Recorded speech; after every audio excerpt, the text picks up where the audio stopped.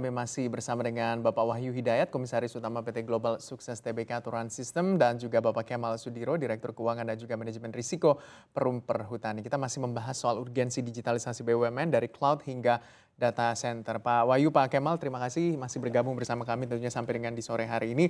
Nah, kalau kita berbicara, saya mau ke Pak Kemal lagi. Pak Kemal, kalau tadi sempat saya memberikan teaser soal efisien dan juga tentunya efektif dalam hal menekan biaya tentunya selama menggunakan sistem digitalisasi, apalagi menggunakan ERP sistem dari RAN system. Nah, terkait hal itu, seberapa besar efisiensinya dan juga sudah sejauh mana sebenarnya untuk migrasi digital yang dilakukan oleh Perum Perhutani, Pak? Baik, jadi memang sudah dalam plan. Ya. Jadi kalau untuk IT arsitekturnya sendiri memang kami sudah merencanakan 5 tahun sejak 2019. Oke. Nah, kapasitas saya sekarang Direktur Keuangan dan Risiko Manajemen. Sebelumnya saya Direktur SDM IT dan Umum. Sehingga memang sudah sejak 2019 kemarin kami mengimplementasikan kemarin dan hasilnya sudah mulai berbuah nih sekarang. Artinya kalau tadi baik dibuktikan dengan angka-angka. Angka-angka prosentasenya kami masih variabel. Tapi yang menyenangkan, cukup membanggakan dan menyenangkan gitu ya, bahwa secara audit portfolio kami sebelum pandemi 2019, kemudian 2020 pandemi, bisnisnya lebih baik dari sebelum 2021 kemarin masih pandemi, lebih baik lagi. Ya, gambaran aja nih, ujungnya net profit margin katakan. Net profit margin kami itu 2019 hanya 4,6%. Kemudian di 2020 kemarin naik ya menjadi 6,8%. Kemudian kemarin 2020 hasil audit kemarin 2021 menjadi 16,2%. Ya, sangat luar biasa. Nah, saya percaya nggak hanya ERP-nya, tapi memang momentum kemarin tadi itu memaksa kita untuk berubah. Dan secara implementasi 5 tahun memang kami start di tahun 2019 sekarang di ERP-nya baru modul financial dan controlling. Jadi saya meneruskan nih, jadi saya kontrol dari uangnya. Nah yang kami rubah juga secara prosesnya. Nah, kalau tadinya mungkin keuangan hanya gatekeeper, kalau sekarang kita jadi partner gitu ya untuk bermitraan. Sehingga saya spend uangnya mungkin agak royal, tapi di situ kita olah sama-sama bagaimana kita bisa lebih efisien dengan supply chain-nya, Mas Gibran. Sehingga itu yang kita analisa, ya. Jadi sehingga untuk memprediksi tadi penjualannya, untuk produksinya, kebetulan kemarin kita udah launching, kita punya control room. Jadi bagaimana kami mengelola di control room itu kami mulai dari perencanaan, kami punya SIS SDH, sumber daya hutan. Kami melihat potensi kayu dan getah kami dari situ. Dari potensi itu bagaimana kami memproduksi. Kemudian tadi kan kuncinya tadi waktu diproduksi tadi bagaimana menurunkan cost-nya. Betul. Contoh mudah, ketika musim hujannya tinggi mengeluarkan kayu di satu titik susah menjadi double becek karena kita mesti kirim land cruiser, ngeluarin truk untuk itu. Mungkin nggak kita diskusi untuk dipindahkan prioritasnya ke tempat yang curah hujannya kering. Di situ kita kolaborasi, bermitraan dengan teman-teman produksi dan perencanaan. Bisa dengan catatan berkolaborasi dengan tim komersial bahwa titik ngambilnya dirubah nih. Ya, nego sama pembelinya.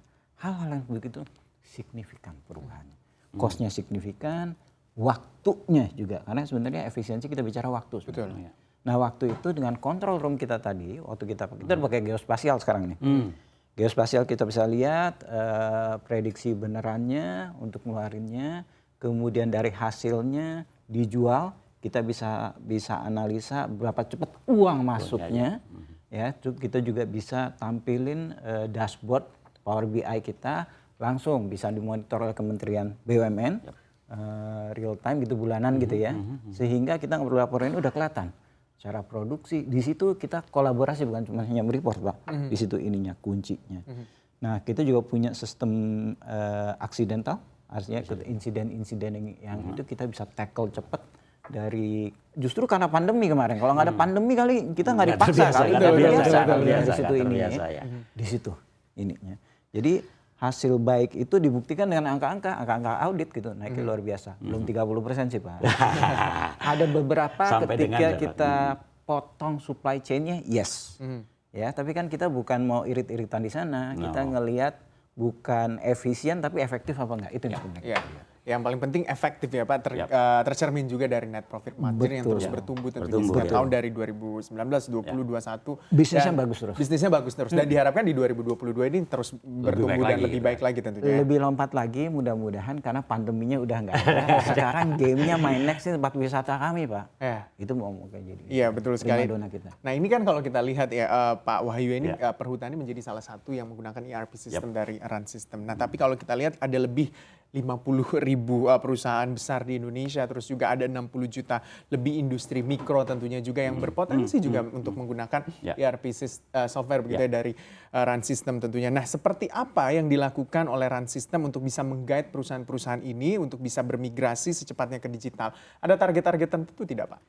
Begini, untuk yang besar itu kan menggunakan yang namanya ERP system kita. Ya. Licensing model yang kita lakukan di situ, jadi orang beli license, kemudian implementasi dan lain sebagainya.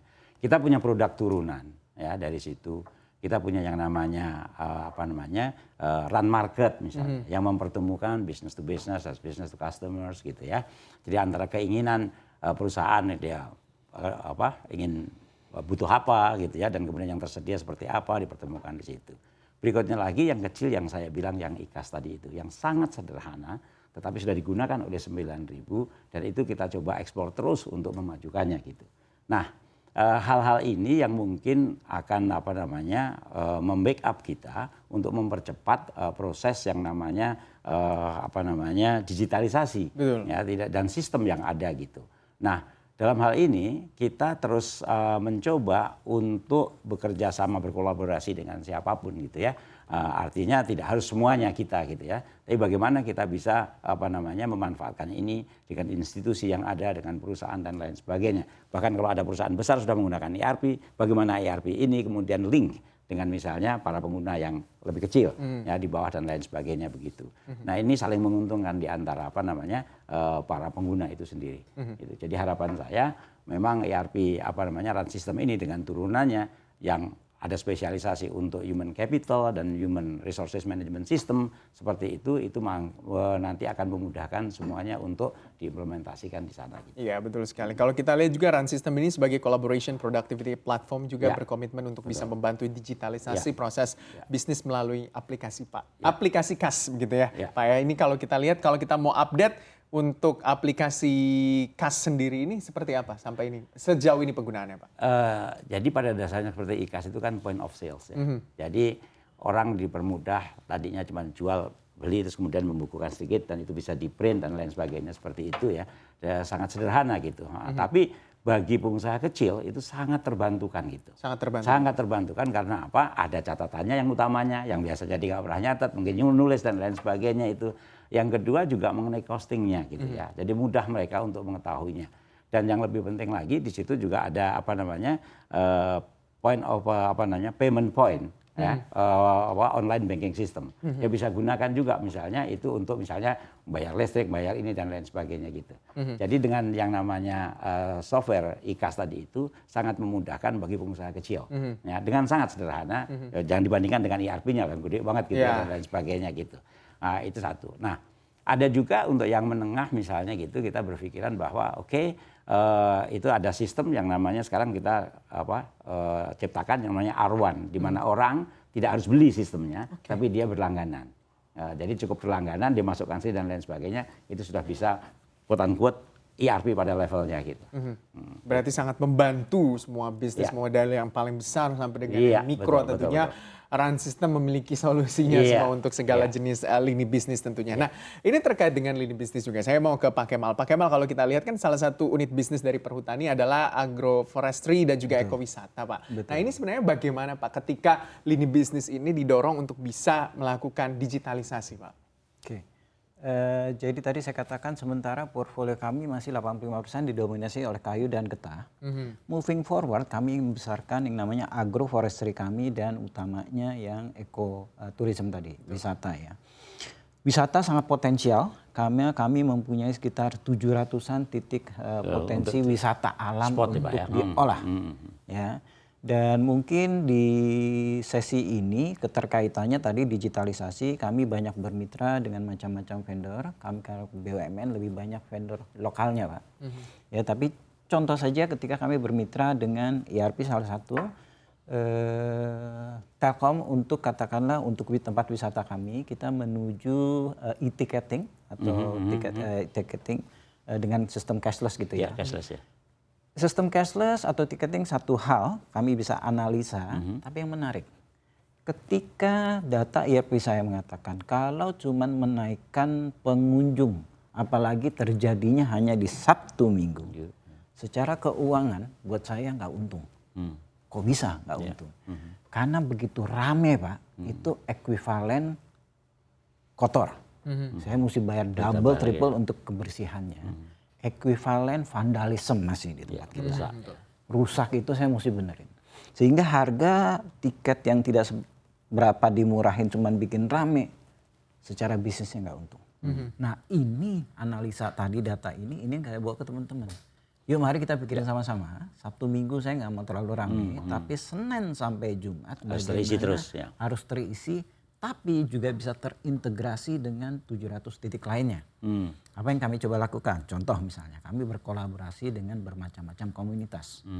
Ya, ada komunitas pecinta alam yang pakai kendaraan jeep, ya, dan naik sepeda, ya macam-macam ya, dan dibikinan acara.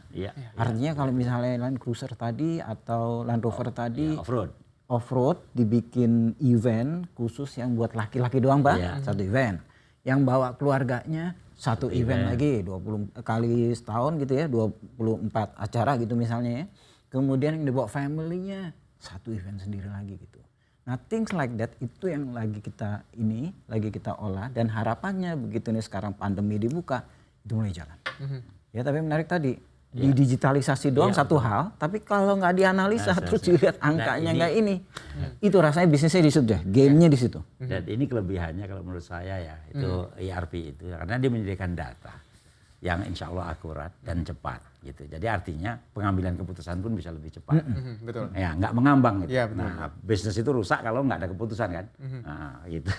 Betul. Ya, berarti bisa dikatakan sangat membantu begitu Sangat ya Pak. membantu, ya. Dan tentunya ini sangat bisa mendorong efisiensi dan juga efektivitas dari sebuah bisnis, utamanya ya mau dari bisnis besar sampai dengan mikro, tentunya ini bisa sangat membantu tentunya. Nah, terakhir mungkin Pak, ini juga buat Pak Kemal dan juga Pak Wahyu tentunya juga melihat bahwa untuk peran implementasi software ERP terhadap kualitas GCG seperti apa untuk dari Pak Wahyu sendiri? Gini, ERP pada dasarnya dia provide data yang sedemikian rupa.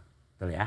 Nah, artinya data itu ada dan kemudian mudah ditrace. Jadi kalau ada kendala dimanapun itu mudah mendapatkannya. Gitu. Betul. Nah, di sini kunci GCG yang namanya responsibility, ya kan, accountability, dan tentunya fairness. Fairness juga berlaku untuk misalnya pengadaan dan sebagainya. Jadi kita open untuk dilihat, open untuk dianalisis, open untuk ditrace, ya ditelusuri. Dengan demikian GCG yang intinya adalah pada saat yang 3 hal tadi itu bisa dengan mudah dilakukan dengan adanya kalau perusahaan itu menggunakan ERP.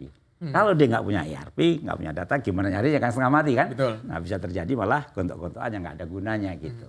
Nah, itu dari satu sisi gitu yang mungkin itu akan membackup yang namanya GCG yang harus dijalankan di perusahaan kecil. Oke, akan membackup begitu ya Pak, Ya. GCG yang Nah, akan dengan dijalankan adanya di ya perusahaan dengan penerapan ini ya. kecil dengan adanya yang dilakukan tadi. Nah, untuk Pak Kemal untuk master plan dari Perum Perhutani untuk melakukan digitalisasi bisnis seperti apa ke depannya juga Pak? Oke, seperti tadi saya sudah katakan, jadi 5 tahun kami sudah mulai tahun lalu ERP-nya dengan modul tadi FICO. Ya, tapi namun kita masih punya bermacam-macam aplikasi nih yang kita coba sinkronisasi. Tahun ini akan dilingkan dengan material management, kemudian PP, production planning, ya. kemudian juga dengan sales distribution. Nah, tadi saya sudah katakan kami sudah implement yang namanya control room kami, memang masih berpusat di kantor pusat kami. Tahun ini akan deliver ke 3 divisi regional kami, dan tahun depan itu akan turun ke tingkat tadi kami punya KPH, kemudian punya BKPH setingkat kecamatan, akan turun sampai ke tingkat kelurahan. Di situ nanti di tahun-tahun berikutnya nanti kalau udah nyambung, harapannya tadi masing-masing satuan kerja itu bisa udah mulai menganalisa neraca laba ruginya sendiri masing-masing. Sehingga namanya cost-nya, apa yang bisa diperbaiki, Reduce, ya. apa yang perlu diinvestasi, kita bisa rembukan sama-sama berdasarkan data tadi. Ya, itu sih ini plan ke depannya. Oke, itu dia plan-plan ke depan dari Perum Perhutani. Semoga apa yang menjadi target-target dari RAN System, terus juga dari tentunya dari Perum Perhutani dapat tercapai, utamanya mungkin di tahun 2022 ini yang sebentar lagi mungkin tidak terasa ya Pak ya? Tidak terasa, sudah hampir selesai. Iya, sudah hampir pertengahan sekarang ya. Iya betul sekali. Apa yang menjadi target di tahun ini semuanya bisa tercapai tentunya. Terima kasih sudah bergabung bersama kami tentunya di Closing Bell sore hari ini. Bapak Wahyu Hidayat selaku Komisaris Utama PT Global Sukses Tbk atau RAN System, dan juga Pak Kemal Sudiro selaku Direktur Keuangan dan juga Manajemen Risiko Perum Perhutani sudah bergabung di sore hari ini di Closing Bell. Sehat selalu dan sukses tentunya untuk Bapak. Terima kasih Bapak. Selamat